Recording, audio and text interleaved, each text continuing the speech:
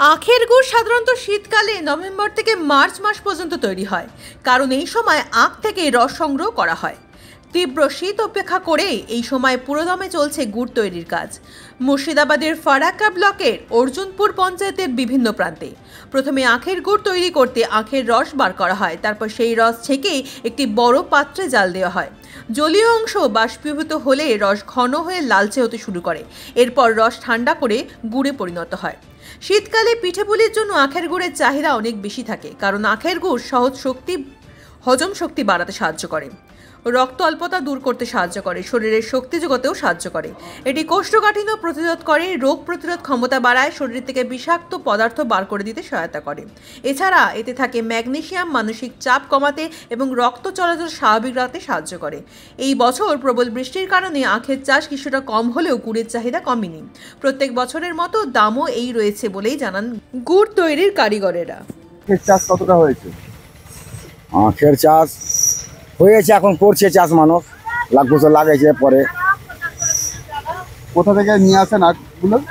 আখগুলো আলিয়ানি জিগরি থেকে, ডাকবাংলা থেকে, শঙ্করপুর থেকে, জয়রামপুর থেকে, ভাবানীপুর থেকে। কত বছর ধরে ব্যবসা করছেন? 45 বছর ধরে ব্যবসা করি।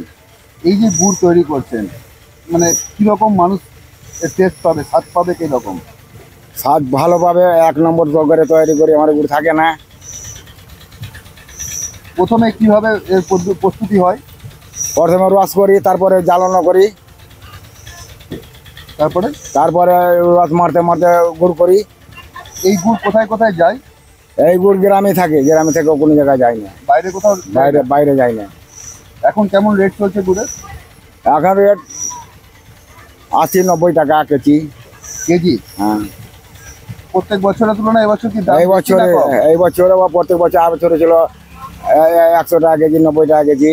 তাহলে এই বছর দাম কম? এই বছর দাম কম নয়, এখন দাম বাড়ার সিজন আছে। পৌষ মাসে একটা সিজন আছে, সময় আছে।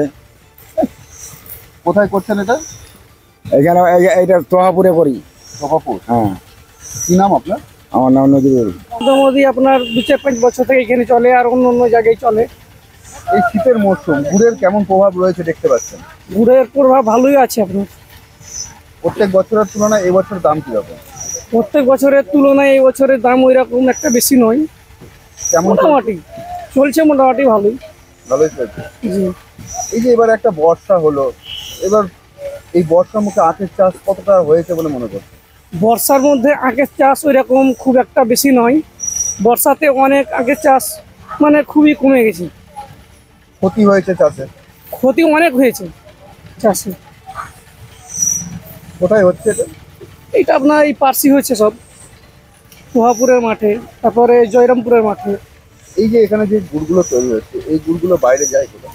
বাইরে যাই না, এলাকার লোকজন যায়, আশপাশে যাই, বাইরে কোথায় যাই না। কি নাম আপনার? আমার নাম সাদ্দাম হোসেন। বাড়ি?